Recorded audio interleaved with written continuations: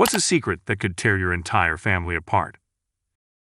Hey people of Reddit, welcome back to the channel. Today we're diving headfirst into the kind of family secrets that could shake the ground beneath your feet. Well, get ready to uncover the secrets behind the smiles and laughter, because we're about to spill the beans on those game-changing revelations. Before we start with the first story, please hit a subscribe and ring the notification bell to stay updated with us. Number 10. Uncle molested like everyone. I mean, he's in a prison now, so I guess it already did that. The real secret is that everyone on the family swept it under the rug and protected him while the kids were getting. And then when this uncle was in the hot seat with the law, the family excommunicated the only person brave enough to come forward, the guy's own daughter. Reply. I have a friend whose therapist had her and her fiancé do an exercise where they listed the 3 virtues they thought made you a good person. Hers were all about helping people in the world and standing up for what you think is right. His were all about protecting family and standing by them. Apparently, when discussing the difference, he was just as confused by her thinking you should help people you don't know or have ties as she was by him thinking that only caring about your people makes you a good person. She and I talked about it afterward, and were both sort of blown away to realize that people think the way he does.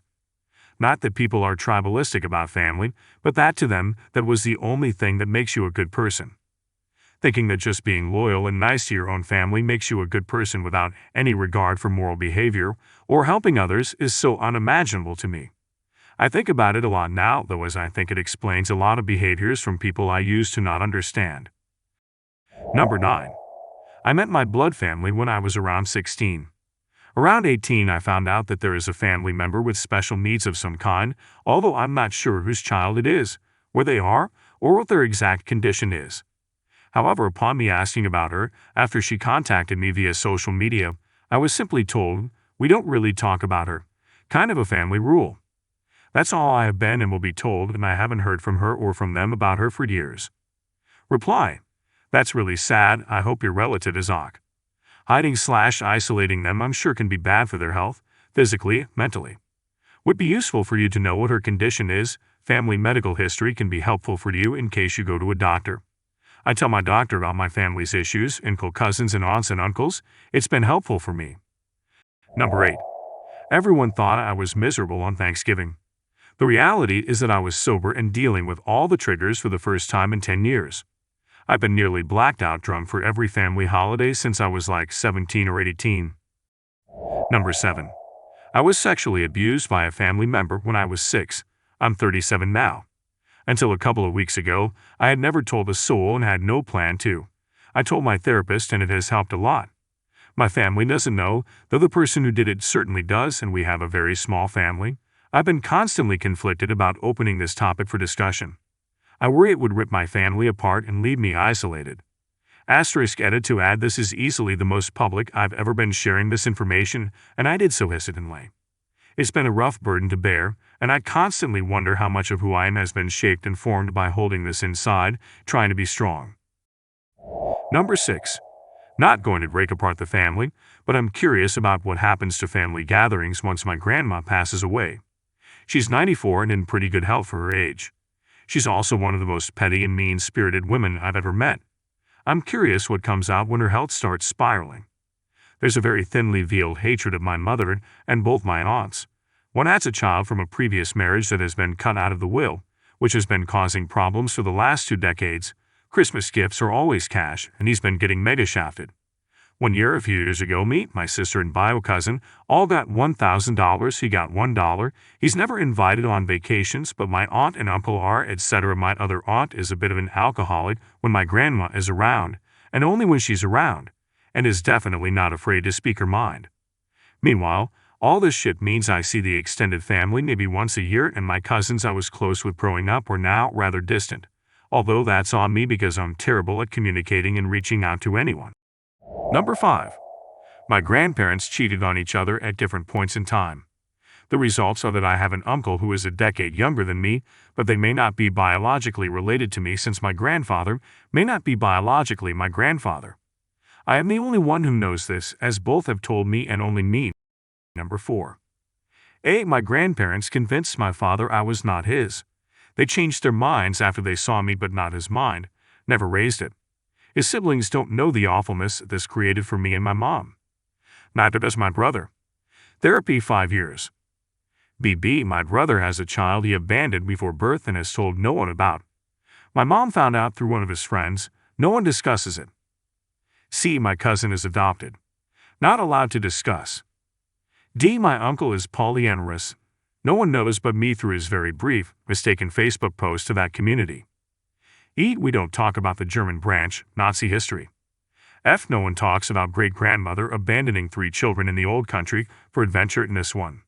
She was a saint, of course. Number 3. A couple of years ago, my family and I met up with my parents/grandma/siblings and their families at a big beach house in North Myrtle Beach for family vacation. I had gotten really into my ancestry and was doing all kinds of research on top, doing the little DNA kits and all that stuff. These ancestry services link you to folks who you share common ancestry with, so is your 4th cousin. Yada yada. I was sharing some fun, harmless findings with my dad, oldest brother, and grandma out on the deck, and then I'd bring up how I thought it was odd that 3 of my cousins born to my dad's older brother were popping up as my 2nd or 3rd cousins. The middle daughter in that trio had her ancestry stuff done through the same service as me, so her profile was linked to mine immediately. So I say, why does H show up as a 2nd/3rd cousin if she's my 1st cousin? Uncle B's daughters should be my 1st cousins. Grandma gets up without a word and walks into the house and right to her room. My oldest brother and dad share a look between each other where I could tell they were both on the same wavelength about something I was oblivious to, and my dad says, well, I guess that answers that question. My oldest brother, who is 11 years older than me and is from my dad's first marriage, lets me in on the family rumor that had been circulating long before I was born. When my late grandfather was overseas serving in the Korean War, it is alleged that my grandma, who was still just my grandpa's girlfriend at the time, got pregnant with Uncle B by another man. Some ex from her high school days whose name my dad seemed to remember being brought up in arguments between his parents when he was a kid.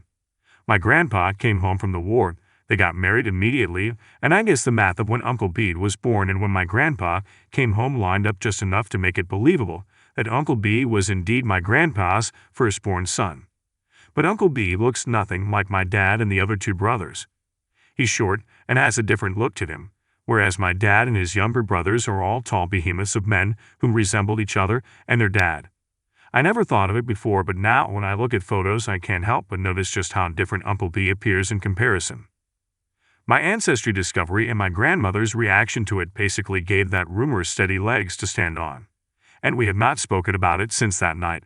Only my dad, brother, and I 100% know. And at this point we see no reason to bring it to light. Edit. In addition, my cousin H has her ancestry profile set to private, so I can't see her tree, but if she did her /ancestry thing too, I'm sure she has discovered the truth as well.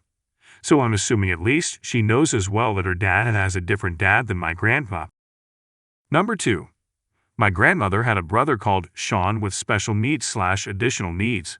Sorry, I'm not sure what's the appropriate term nowadays. And back in the 50s and 60s it was pretty common to put people like my great-uncle in institutions, often just called homes. Their mom, my great-grandmother, refused to do so and raised him alongside his other siblings as if he was any other kid.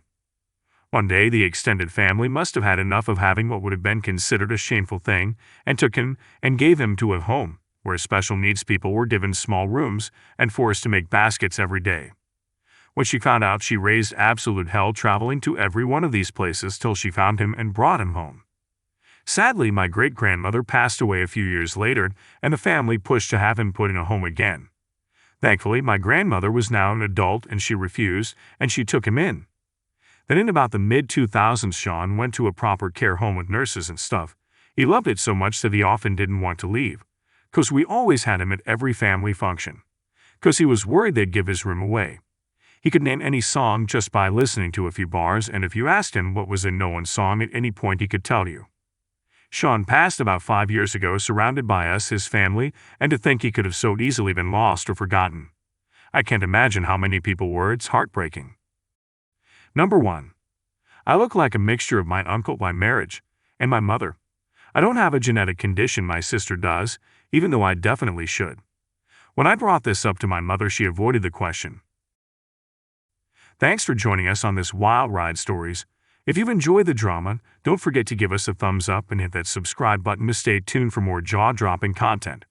Have a family secret of your own to share?